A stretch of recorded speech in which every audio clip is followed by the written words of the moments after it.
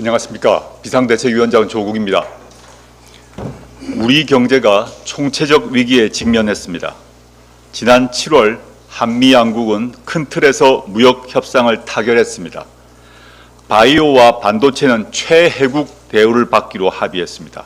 그런데 미국 정부가 후속 조치를 협상하는 과정임에도 바이오와 반도체에 대한 100% 관세 폭탄 카드로 우리를 압박하고 있습니다. 이런 상황에서 트럼프 대통령은 한국이 미국에 투자할 3,500억 달러는 선불이다 라고 목까지 박았습니다. 우리 돈으로 무려 약 500조 원입니다. 3,500달러를 단기간에 미국에 보낼 경우 국내 외환시장에서 원달러 환율 급등 사태가 발생할 것입니다. 한국의 외환 보유고도 바닥을 보이게 될 것입니다. 국가 간의 투자는 상호 호혜적이어야 합니다. 자본과 기술을 투자하고 이익을 공유하며 성장과 번영의 기회를 함께 만드는 것이 투자협정의 본질입니다. 관세 폭탄과 3,500억 달러 선불 압박은 투자협정의 외피를 두른 불평등 조약입니다. 수탈과 예속을 강요하는 것입니다. 한미 양국이 70여 년 동안 다져온 신뢰 기반을 흔드는 행위입니다. 첩첩산중입니다. 그래도 어떻게든 돌파구를 찾아야 합니다. 국회가 강력한 행동에 나설 때입니다. 대한민국의 경제 주권이 달린 문제입니다. 국회가 정신을 바짝 차리고 이재명 대통령에게 힘을 모아 주어야 합니다. 이 문제만큼은 여야가 따로 있을 수 없습니다. 국민과 국익을 대표하는 국회가 대한민국에 대한 일방적 대미 투자 요구 즉각 철회를 결의해야 합니다. 또 대한민국 노동자들을 쇠사슬로 감은 야만적 조치에 대한 미국 정부의 공식 사과와 보완 대책도 요구해야 합니다. 최근 개혁 5당이 이러한 요구를 담은 결의안을 국회에 제출했습니다. 당장 본회의를 열어 결의안을 통과시킵시다. 그리고 그 결의안을 트럼프 대통령과 미국 정부에 보냅시다.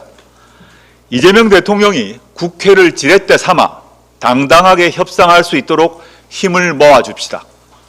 우려스러운 건 국민의힘의 태도입니다. 국민의힘 국회의원들은 결의안에 단 한 명도 서명하지 않았습니다. 심지어 우리 국익을 파괴하려는 트럼프 대통령에게는 한마디도 못하면서 국익을 지키기 위해 사력을 다하는 이재명 대통령만 비판하고 있습니다. 정신 차리십시오. 귀하들은 대한민국의 국회의원입니다. 주말에 국가정보자원관리원 화재가 발생했습니다. 나라의 디지털 심장부가 마비되는 초유의 재난 사태입니다. 국가 안보 측면에서도 치명적인 약점을 드러낸 심각한 상황입니다. 밖으로는 한미 관세 후속 협의가 위기에 처해 있습니다. 재난, 경제, 안보 앞에서는 초당적으로 협력해야 마땅합니다. 그런데 국민의힘은 이 상황에서 장관 사퇴부터 주장하고 나섰습니다. 2023년 비슷한 사태가 발생했을 때 당시 윤석열 정부의 무능했던 대처를 국민 모두가 기억합니다. 현 정부는 다릅니다. 이재명 대통령이 직접 나섰습니다. 즉각적으로 대국민 사과까지 했습니다. 굳이 지난 이상민 장관 시절을 언급하지 않겠습니다. 그 시기에 디지털 정부의 기초 체력이 모두 무너졌다는 점도 꺼내지 않겠습니다. 지금은 네 탓이 아니라 문제 해결이 먼저이기 때문입니다. 이번 사태는 현 정부만의 문제가 아니라는 점을 직시해야 합니다.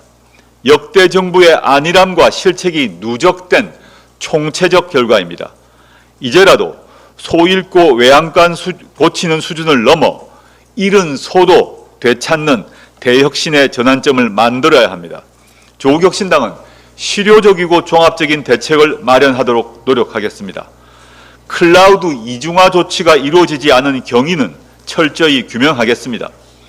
곧 추석 명절입니다.